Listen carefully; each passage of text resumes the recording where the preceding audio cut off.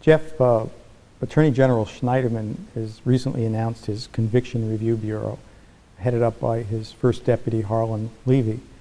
In announcing it, he expressed some limitations on his jurisdiction and started to delineate what would have to be done in order for him to get involved. Do you think the Attorney General has the jurisdictional ability to review wrongful convictions in a meaningful way, or do you think he's going to need special legislative authority to do it? The Attorney General's program is inadequate. It will not serve to protect the public, members who have been wrongfully convicted and who need intervention. Many people who were familiar with the Attorney General's work when he was a senator were well aware of his introduction of anti-wrongful conviction reforms, and so in working for him, in voting for him, and hoping for him to win the office of Attorney General, we were hoping for more of the same from him if he was elected to that post, including which would be that unit which we're discussing today. As I mentioned a minute ago, I do not believe that the unit will be effective in undoing any wrongful convictions. First of all, there's no case submission process.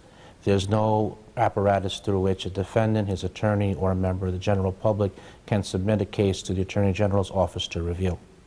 In his press release, the Attorney General stated that there were only 3 instances in which he said that his office could intervene in a case. One of them was that if the governor invited him to come into a case, so he had received jurisdiction that way. A second would be if the local district attorney contacted his office and basically said that they didn't have the resources to deal with the case, or they otherwise didn't want to deal with it. It would be by invitation. The third would be a hybrid in which the district attorney contacts him and asks for assistance, the difference being that they in effect would deputize whatever agents from his office, so that instead of the Attorney General having control, the control would be with the district attorney. They'd just have the additional manpower.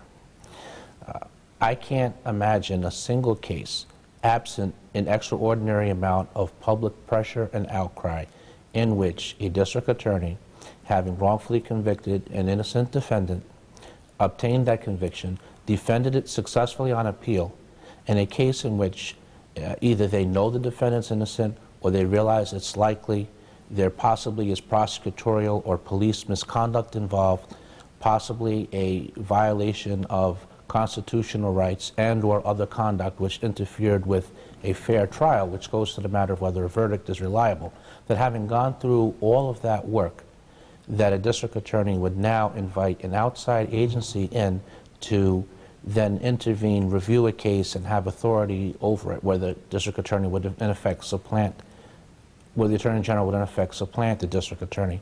I don't think that that's going to happen under any scenario. You got into a little bit about the legal authority or lack thereof that the Attorney General claimed to have, and that was the crux of why he's announcing the limitations. There are 5 different ways in which he has the authority now under the law as it's currently instituted to intervene in the case. The Martin Act, which provides that the Attorney General can intervene in cases in which the government is being defrauded of money. In a wrongful conviction case, the government is in effect being defrauded of money. You're spending money to wrongfully convict somebody, defend the appeals, the cost of incarceration, the compensation, which is going to come out on the other end, both through lawsuits seeking compensation under state law, as well as in federal 1983 actions. So in order to prevent wrongful convictions from dragging out as long as they often do, with the average length of wrongful incarceration being 13 years, he would have the authority to intervene and prevent the states and the municipalities from losing a large amount of money. So that's one aspect of it. Another legal avenue would be an ongoing violation of constitutional rights on the part of a defendant. Not federal constitutional rights, but instead constitutional rights under the New York State Constitution. A third method would be that he could do a non-jurisdictional investigation in which the jurisdiction of the case may be under the district attorney, but that's not to say that he can't send investigators into the field, investigate, and whatever exculpatory evidence is uncovered, that could be turned over to the defense.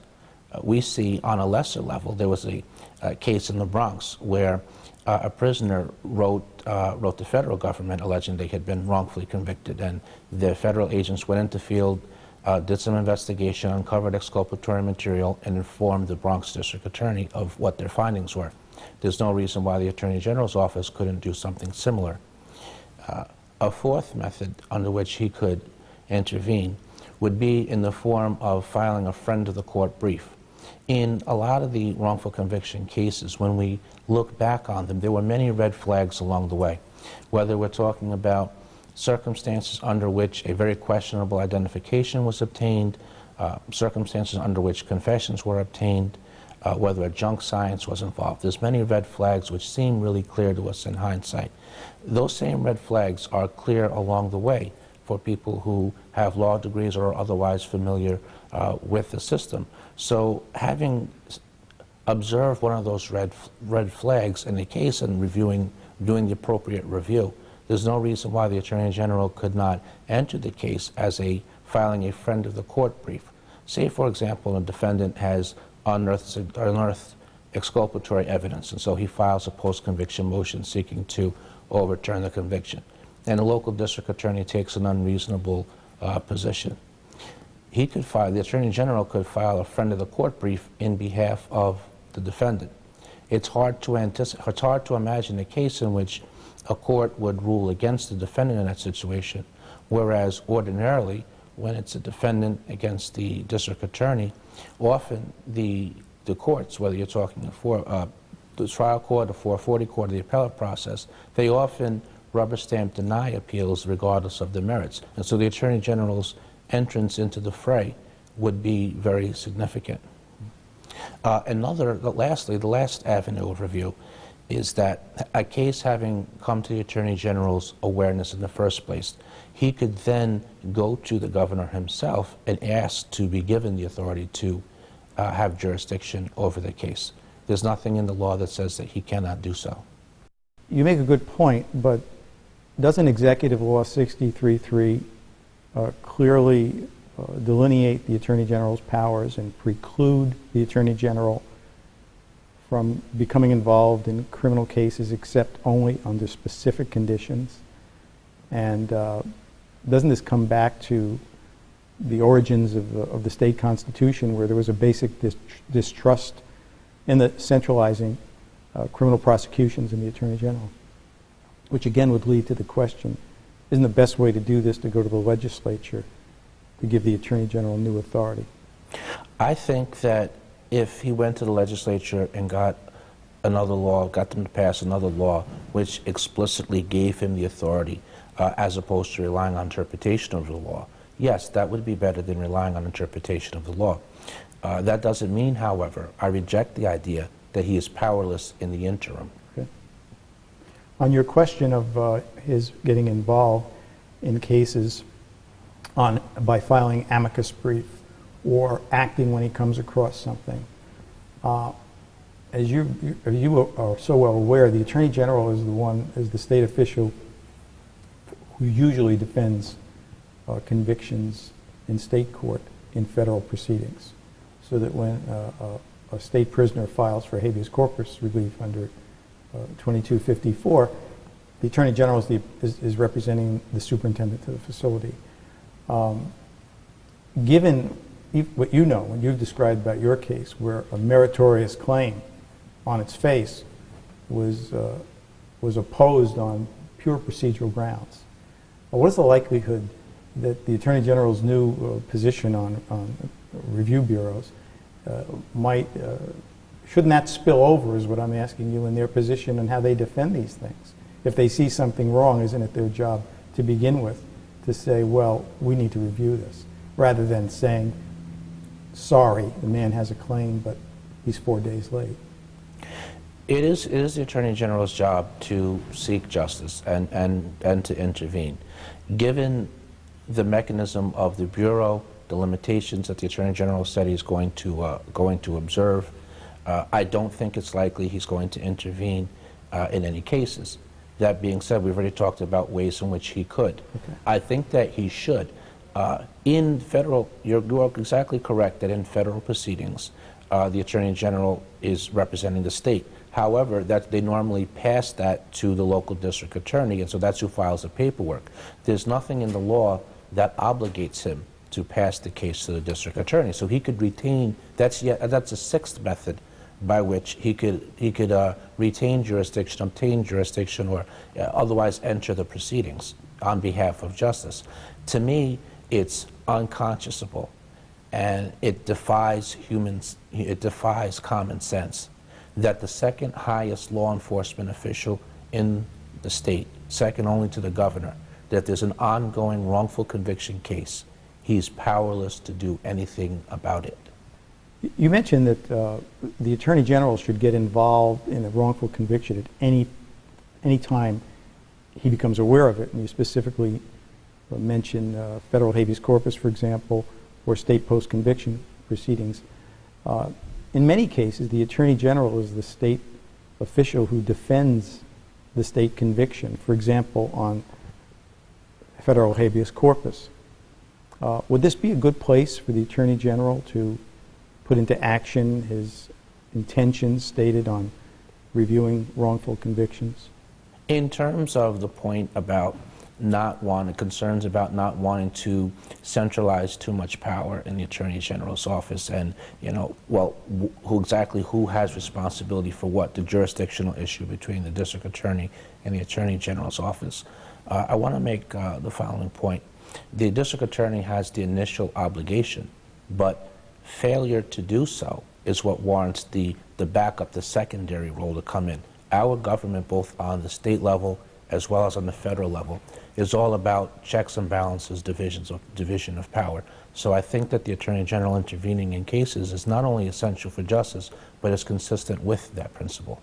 Is it your view that the Attorney General's proposed Conviction Review Bureau needs more to it?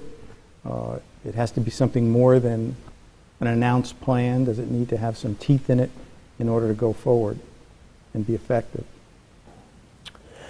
In terms of the point about concerns about not wanting to centralize too much power in the Attorney General's office, and who has responsibility for what, the jurisdictional issue between the district attorney and the Attorney General's office, I want to make the following point. The district attorney has the initial obligation, but failure to do so is what warrants the backup, the secondary role to come in. Our government, both on the state level as well as on the federal level, is all about checks and balances, division of power. So I think that the Attorney General intervening in cases is not only essential for justice, but is consistent with that principle. So what you appear to be saying is that it's not so much whether or not the Attorney General has the authority, it's how that authority is triggered, and whether that's under the existing executive law statute, or whether there should be another subsection added to 63.3 to deal with the wrongful conviction process. I would be in support. I would do everything I could to see that such a measure get passed. I think it's essential that we have a proactive Attorney General. New York State, like really all the states across the country, we have a very serious wrongful conviction problem here in New York. There's 27 DNA-proven wrongful convictions. There's many other wrongful convictions that have been established as such through other evidence in New York State.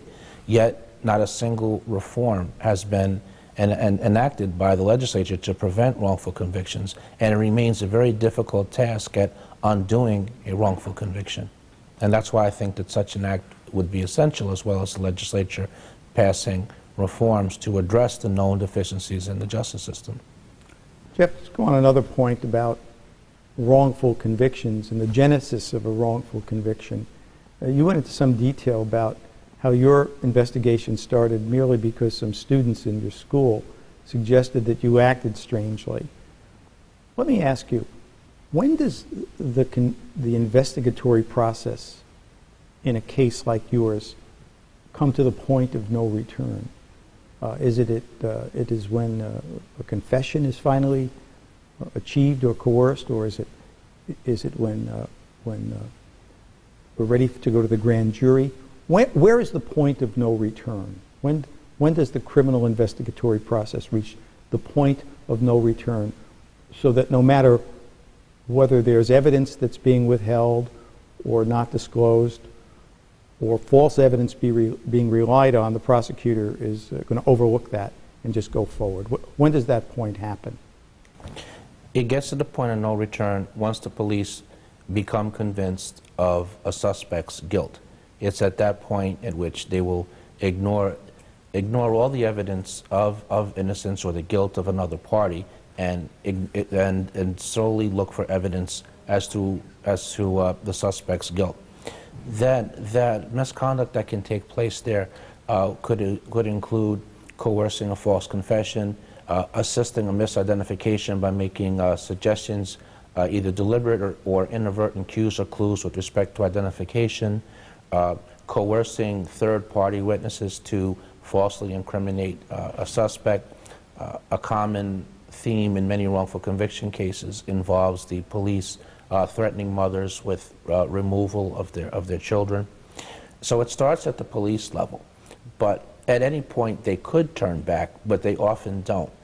Once they made an arrest, the case gets handed over to the district attorney, who has the authority to prosecute or not prosecute the case. He has the authority to hand the case, to review it, and hand the case back to the police and said, this is not a good case, go out, get some real evidence, and come back. But we very rarely see that happen. Instead, the prosecutor continues the pattern already started by the police of ignoring exculpatory evidence or of going forward to try to convict somebody despite flawed evidence. Sometimes misconduct originates on the level of a prosecutor themselves. Then from there, the next most responsible actor would be the judge. A judge is supposed to be not only ensuring the trials are fair, but as part of that, he controls the gateway, what evidence is allowed to be used. We see in many of the wrongful conviction cases that were caused by misidentification, the judge allowed that testimony in the courtroom. There's a legal hearing called a Wade hearing in which he's supposed to assess whether or not an identification is reliable or whether or not the conditions under which it was made were suggestive. In nearly all of the wrongful conviction cases caused by misidentification, there were significant height and weight discrepancies from descriptions of perpetrators versus the description of the defendant, and the conditions under which they're obtained are sometimes questionable, yet they admit the evidence into court. Similarly, in the confession case, the judge is supposed to be determining whether or not a confession's been voluntary, whether or not it's been, whether or not the defendant has been coerced. Well, in my case, I was driven out of jurisdiction. I was held for a long time, between 7 and 7.5 hours. By the police officer's own testimony, I was on the floor crying in a fetal position. There was a misuse and abuse of the polygraph. There was good cop, bad cop. I mean, what else did he need? I mean, but yet he admitted he allowed the statements to go forward into evidence.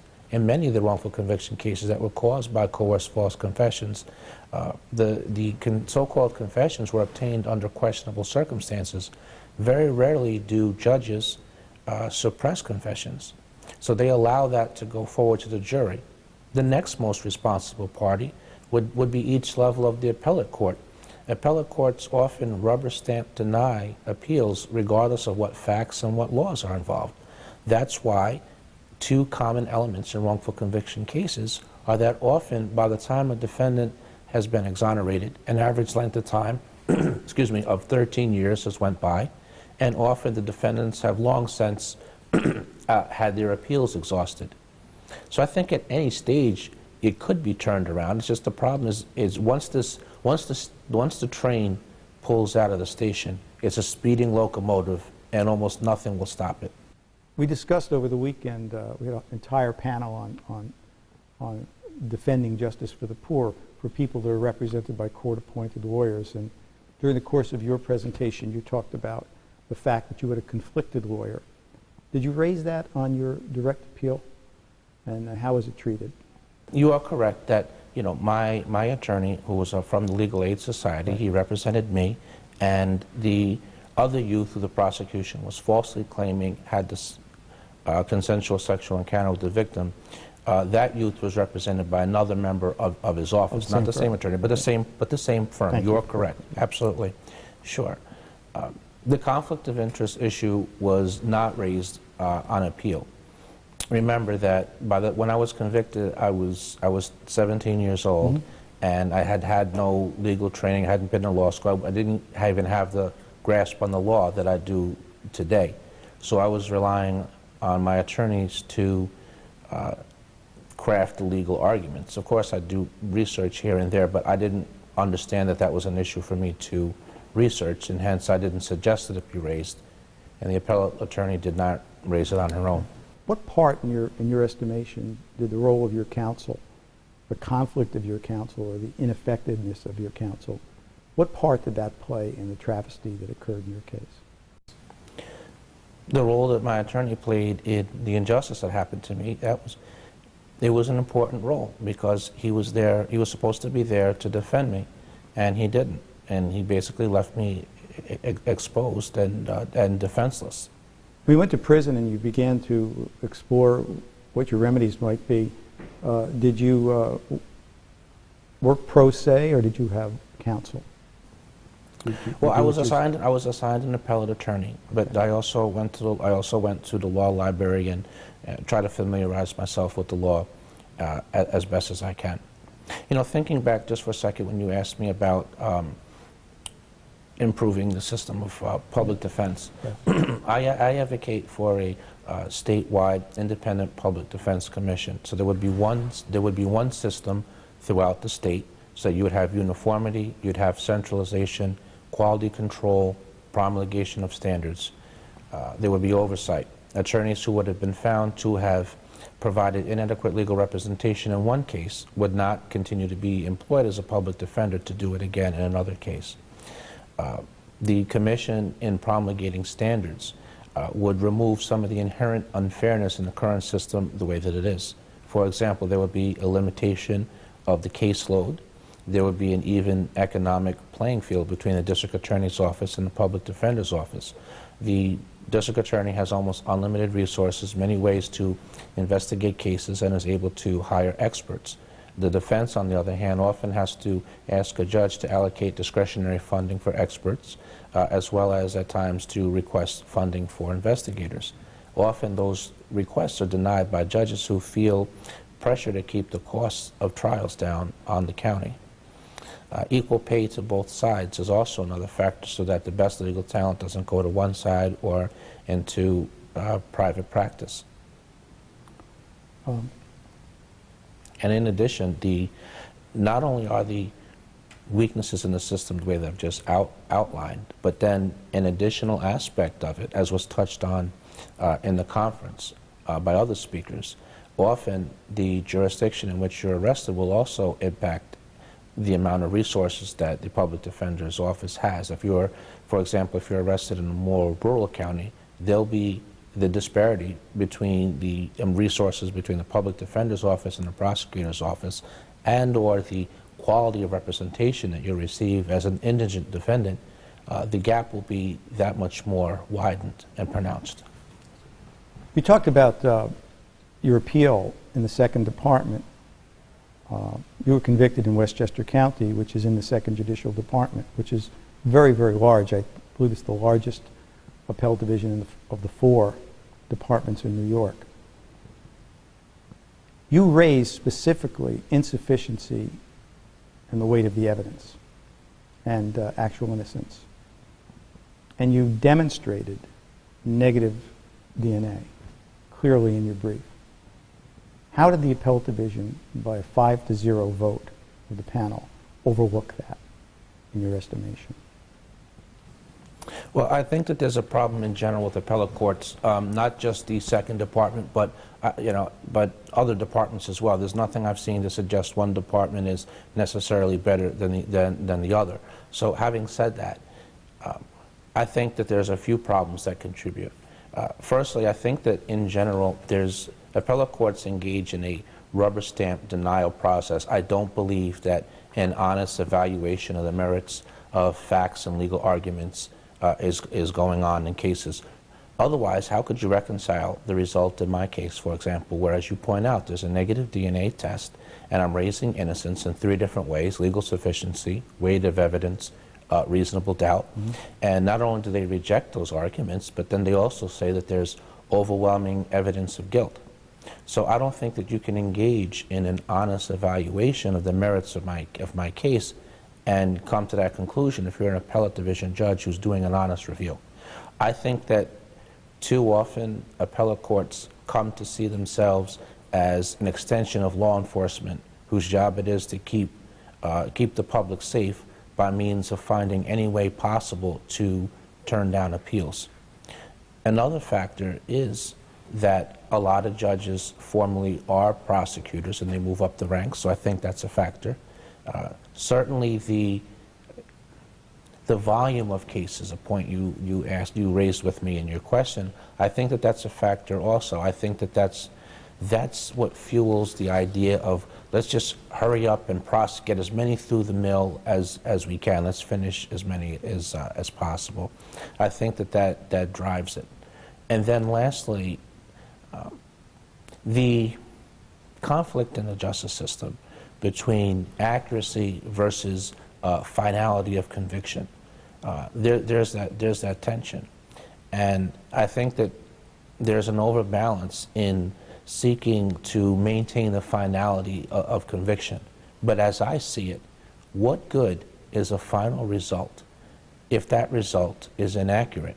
Instead, I think that a paradigm shift in thinking that should take place is that, look, we have a system that has flaws. We don't get it right all the time.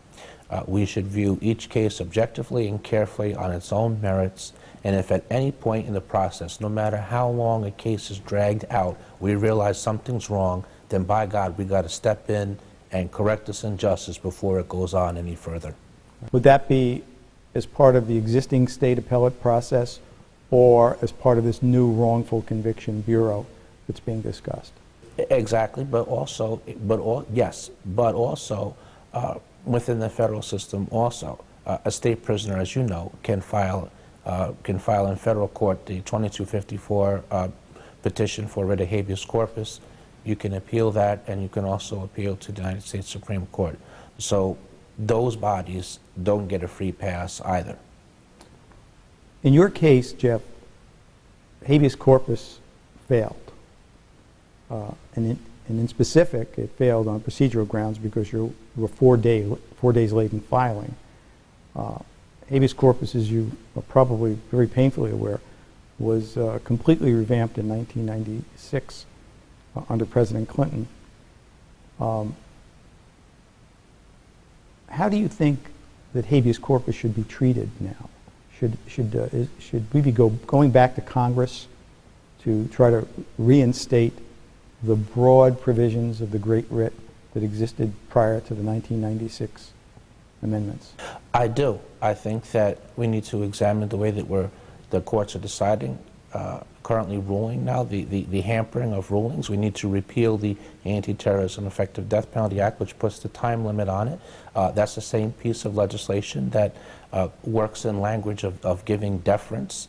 To me, it's unconstitutional because the judicial body is supposed to be independent, and courts should just make judicial determinations, rule on things, as opposed to being deferential. One illogical thing that we see happening in the federal courts often as a result of the way things are now is that federal courts are upholding convictions even if they agree with the defendant's issues by saying that the state court determination to the contrary is not objectively unreasonable. Right. That's not justice. That's not justice to me. And this again was as a result of the recent 1996 amendment of the habeas corpus law under Clinton. Yes, it is. And another point that I want to make is that the proceduralism, proceduralism, exhorting that over substantive justice is not justice. For example, in my case, my paperwork arrived 4 days late, albeit with inaccurate information from the court clerk, which caused it. I mean, that alone should have made it a non-issue. But let's push past that, and let's just say 4 days late, okay? I don't think that the appropriate remedy to cause lawyers to get their paperwork filed on time and in conformity should be that if they fail to do so, that a defendant's claim is dismissed. I think that a fine on the part of the lawyers would be more appropriate as opposed to dismissing an appeal, because you're putting a procedure over the justice. You're saying that it doesn't matter anymore what the merits of the issues are. If someone has been wrongfully convicted or not, that conviction needs to be upheld because a lawyer broke a local rule. Just going back to the state courts for a moment, Chief Judge Jonathan Lippman has recently announced a policy in his court to accept more cases, criminal cases, for review. And there have been some increases compared to some very low grants of appeal in the past 5 to 10 years. What is your view of the role of the Court of Appeals? Judge Lippman has also advocated reform of wrongful convictions. How do you think that he's doing in terms of addressing wrongful convictions within his own court? Given that, as I mentioned earlier, that most defendants who have been wrongfully convicted, by the time they're exonerated, their appeals have been exhausted. As I see it, the answer is more review, not less. Therefore, I would do away with the procedural vehicle of applying for permission to appeal, and then if granted, then they'll review it. I think that they should review all of the cases and make substantive rulings on the issues. Mm-hmm. In terms of your other questions about whether Chief Judge Lippman is doing enough, the answer is no. I go by the actions of officials and people more than the talk. Okay.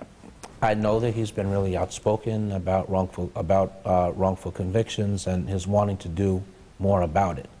That having been said, the majority of the defendants have had their appeals denied. Often one denial along that process was the Court of Appeals, frequently not even being given permission to appeal the case to the conviction, given permission to appeal their case to that court.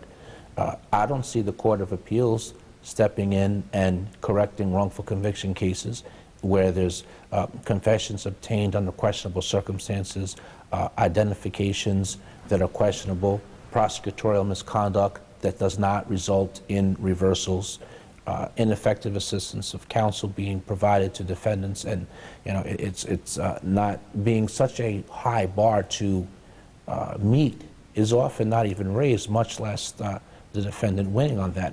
So when his court, which he's the chief judge of, when they start doing more things to correct injustices on issues in which he has control of, he'll have much more credibility with me on things in which he's trying to persuade other bodies. And in terms of the counter argument, well, he's just one judge, and in the end, whether he's a chief or not, he has one vote. Let me start seeing his name appear on dissents, at least. You were prosecuted by Carl Vagari and then Jeannie Pirro and then her successor. And while Mr. Vagari retired after his leaving office, Ms. Pirro sought higher office. And your case generated a great deal of publicity for her.